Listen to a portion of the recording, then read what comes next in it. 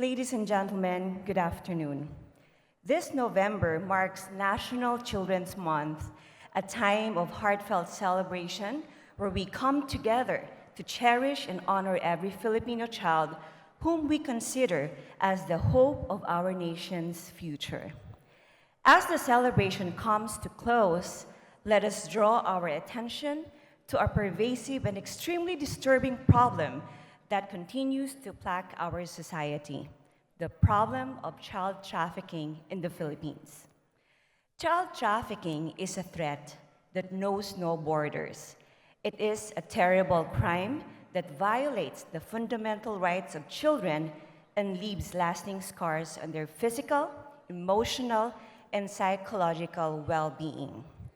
According to the 2022 Trafficking in Persons report by the United States government, approximately 50,000 Filipino children were employed as domestic workers in the Philippines, with nearly 5,000 of them being younger than 15 years old.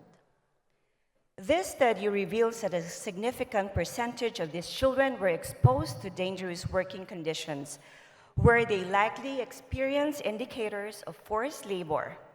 Apart from child labor, sex trafficking remains a widespread problem in the Philippines.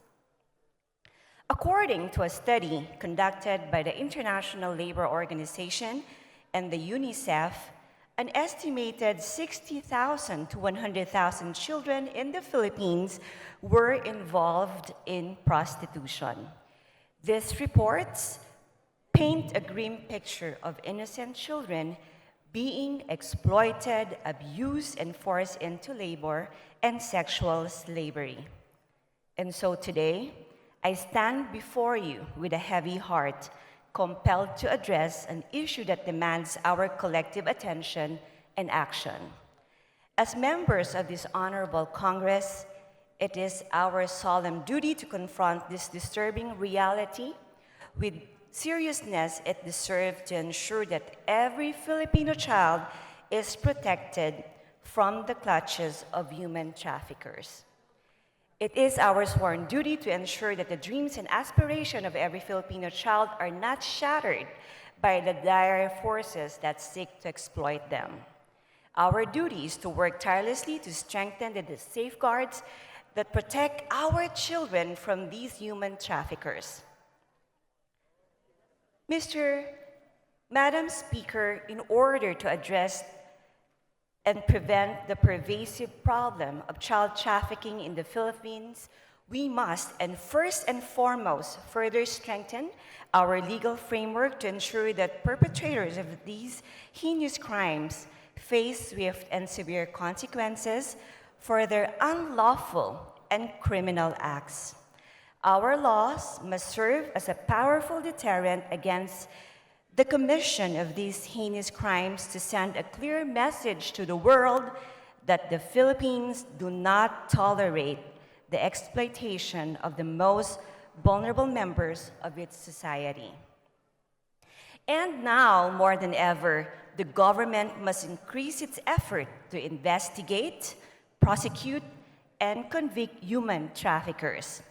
Secondly, Madam Speaker, we must strengthen the mechanism for the immediate rescue, rehabilitation, and integration of child victims in our society. We must continue to provide and support the relevant government agencies that offer specialized care for victims of human trafficking. For example, the Council for the Welfare of Children, an attached agency of the DSWD, operates a helpline addressing a diverse range of children's concern.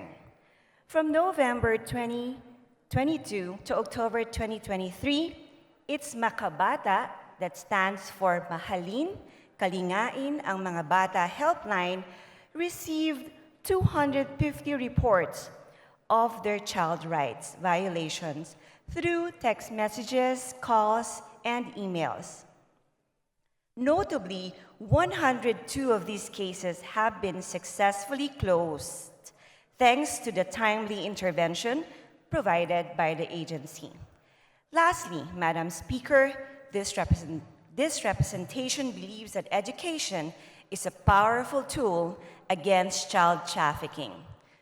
By empowering our children through high-quality education, we equip them with sufficient knowledge and awareness to recognize and resist the snares laid by human traffickers.